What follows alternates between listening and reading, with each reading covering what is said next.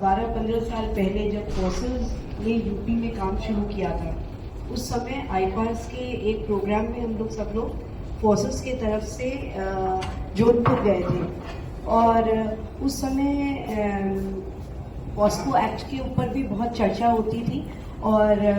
एक activist mode में और राइटियस मोड में काम करने का उस समय थोड़ा जज्बा रहता था ऑर्गेनाइजेशंस में, जो धीरे धीरे करके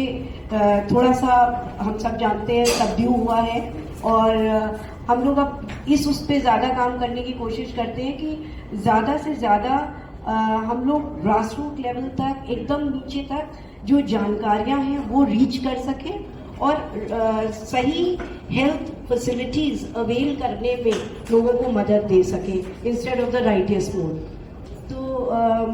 हम लोग भी कुछ ऐसे महिलाओं के संग काम करते हैं जो सेक्स वर्क से रिलेटेड हैं और उनके संग भी एक हम लोग PPT-CT का प्रोग्राम करते थे जिसमें कि गर्भवती महिलाओं के साथ हमको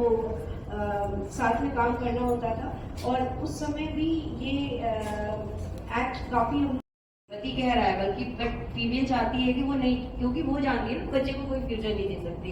तो ऐसे केसेस में हम कैसे डॉक्टर्स से हेल्प ले सकते हैं? लेकिन तरीका तो वही है, मतलब जो महिला ने किया मतलब सही था। अगर वो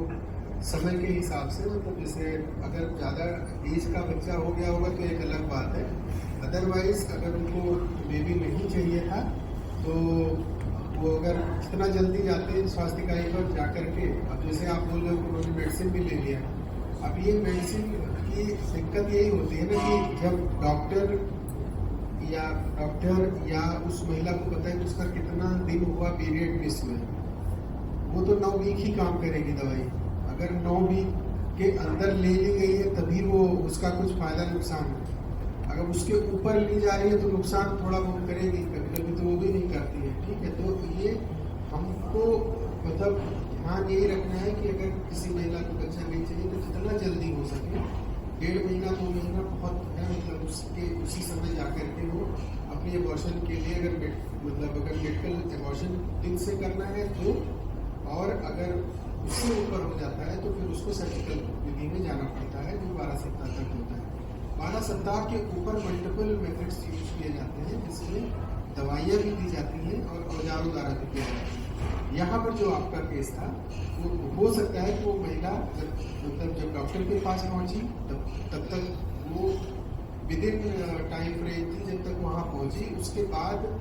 अब वो उसमें जो है निर्णय लेने में और मतलब डॉक्टर को कन्विंस करने के चक्कर में उसका और डिले हो गया, जिसकी वजह से उसको समस्याओं का सामना करना पड़ा। हम लोगों को एज ए मतलब वहाँ पर एज ए वर्कर अगर या आप लोग काम कर रहे हैं तो हमें 2 चीज़ें ध्यान में रखनी है कि अगर उस स्वास्थ्य इकाई पर कोई भी डॉक्टर है वो अगर ट्रेंड है तो एक बार हम सहायता कर सकते थे कि मैम इनको नहीं चाहिए बच्चे और ये कराना चाह रहे हैं तो हम लोग करवा सकते थे। दूसरी चीज़ है कि अगर वहाँ पर नहीं हो रहा है तो जिला महिला चिकित्सालय भी है जो इसमें बड़े हॉस्पिटल में उनको भेज देते हैं, वहाँ पर हो जाता है। तीसरी चीज़ ये है क्योंकि इसमें जो है एबॉर्शन के बाद अगर उनको बच्चे नहीं चाहिए तो कोई फैमिली प्लानिंग का साधन भी ले लेते तो मतलब वो भी एक उसके लिए भी हमारे मतलब इसमें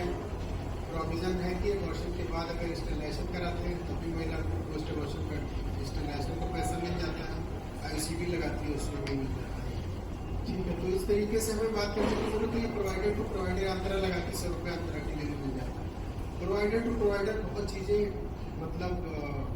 होती हैं और बहुत चीज़ें करती हैं। आपको किस सर्कमस्टेंसेस में उस डॉक्टर ने उसको मना किया हमें नहीं पता है, वो जो महिला बता रही है हमें वही चीज़ मालूम है। हो सकता है कुछ और ऐसी दिक्कतें रही हो जिसकी वजह से उसको उस समय उसको एबॉर्शन करना सही नहीं रहा। ये तो हम रखना चाह रहे थे इस घर को, तो फिर उस केस में वो प्रोवाइडर के ऊपर आ जाता है। ठीक है, तो ये खैर मतलब कि बहुत ज़्यादा MPP एक्ट से रिलेटेड नहीं है, लेकिन क्योंकि हम लोग इसको फेस करते हैं, हम उनके पास बहुत प्रश्न आते हैं, जितने काउंसलर हैं काउंसलर से बहुत आते हैं, जनपदों में जो